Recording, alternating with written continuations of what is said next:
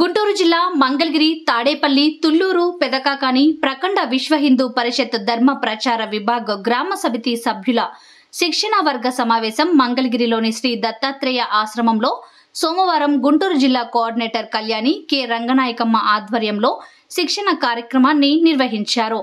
ఈ కార్యక్రమానికి ముఖ్య అతిథిగా రణస్థలం నుండి ప్రాంత ధర్మ ప్రచార కార్యకర్త సూర్యనారాయణ, విశ్వ హిందూ పరిషత్ ప్రాంత కార్యకర్త శ్రీనివాసరెడ్డి అధ్యక్షత వహించి హిందూ ధర్మం గురించి మత మార్పిడి చేసుకున్న వారిని తిరిగి హిందుత్వంలోకి ఎలా తీసుకురావాలో కార్యకర్తలకు వివరించారు.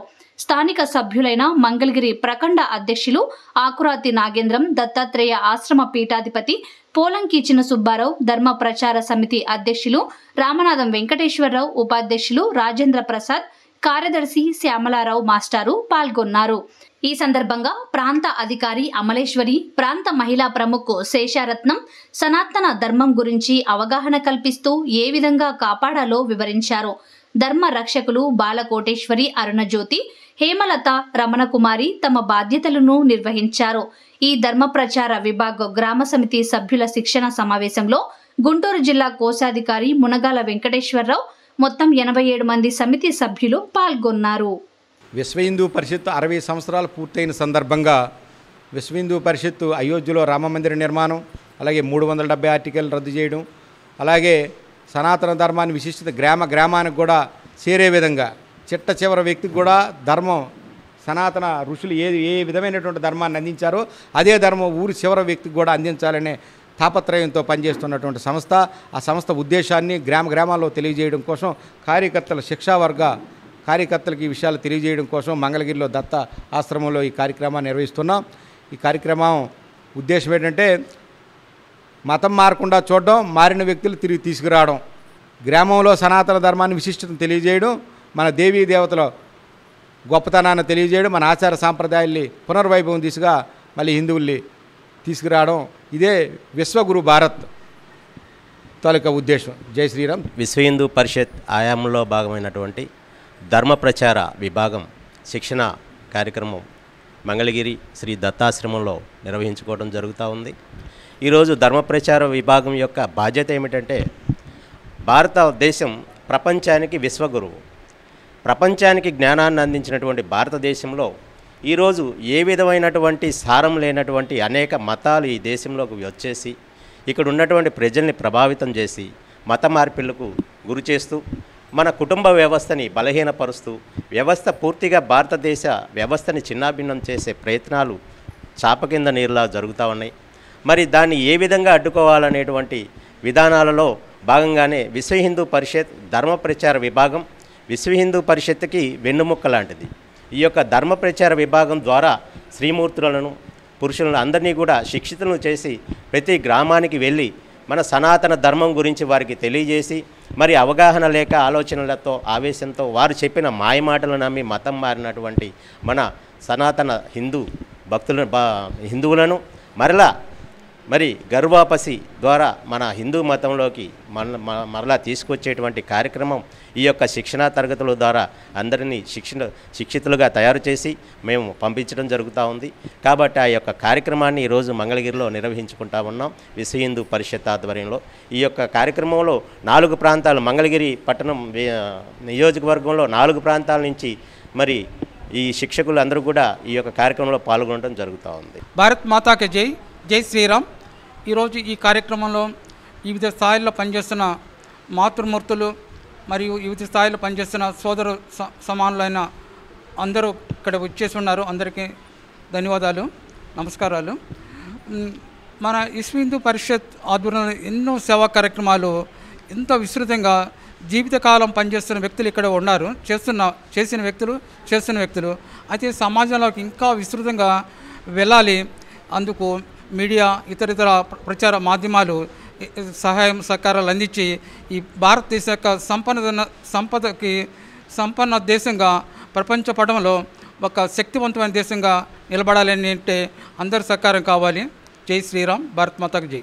సనాతన ధర్మము అని అంటే దానికి ఆది అంత్యము లేనటువంటిదని సృష్టి పుట్టినప్పటి నుంచి ఈ భరతఖండము పుణ్యభూమి వేదభూమిగా విరాజిల్లున్నటువంటి ఈ భరతభూమిలో మనం పుట్టినందుకే అందరము ధన్యజీవులమని, అటువంటి ధర్మాన్ని కాపాడే బాధ్యత కూడా మన మీదనే ఉన్నది.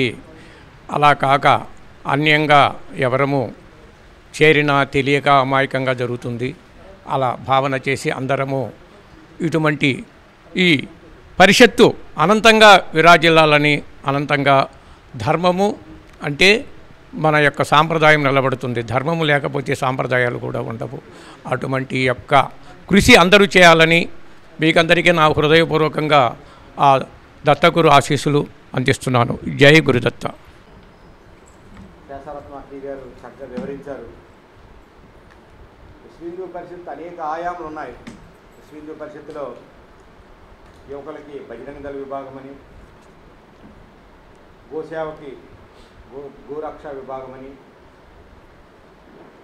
అలాగే ఆడపిల్లల కోసం దుర్గావాహిని అని, అలాగే మాతృశక్తి మాతృమూర్తుల కోసం, ఈ పురాణ ప్రవచనాల కోసం సత్సంగాలు, అలాగే ఈ కార్యక్రమాలు నిర్వహించడం కోసం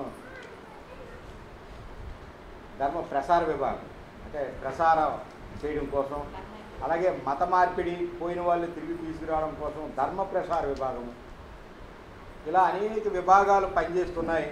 అందులో ధర్మ ప్రసార విభాగం అంటే మతం మారకుండా చూడడం, మారిన వాళ్ళు వెనక్కి తిరిగి తీసుకురావడం. అసలు మారడానికి కారణాలు ఏమిటి? ఈ అంశం మీద ఈ ధర్మ ప్రసార విభాగం ఉత్తరాంధ్ర అంతా కూడా నేను ఈ బాధ్యత నిర్వహిస్తుంటాను. సుమారుగా ఇప్పటికీ 2500 కుటుంబాలు వెనక్కి తీసుకురావడం జరిగింది ఈ 5 సంవత్సరాల్లో. ఈ కార్యక్రమం ఇంత విజయవంతం చేయడం కోసం కార్యకర్తలందరినీ కూడా అనేక జిల్లాల్లో నియుక్తి చేయడం జరిగింది. అంటే భారతదేశం మొత్తం తీసుకుంటే ఎక్కువ చర్చిలు ఉన్న రాష్ట్రం ఏదంటే ఆంధ్రప్రదేశ్. ఆంధ్రప్రదేశ్లో ఎక్కువ చర్చిలు ఉన్న జిల్లాలు ఏమంటే ఈస్ట్, వెస్ట్, కృష్ణా, గుంటూరు. ఈ 4 జిల్లాల్లో ఎక్కువగా ఉన్నాయి. కారణం ఏమిటి? మరి అన్ని జిల్లాల కంటే ఈ 4 జిల్లాలు చాలా అడ్వాన్స్డ్. మిగతా జిల్లాలతో పోలిస్తే మా ఉత్తరాంధ్ర కానీ రాయలసీమ కంటే ఈ మిడిల్ ఆఫ్ ద ఈ 4 జిల్లాలు నదీ పరివాహ ప్రాంతాలు. కృష్ణా, గోదావరి 2 నదులు ఉన్నాయి. అద్భుతమైనటువంటి పంటలు పండుతాయి.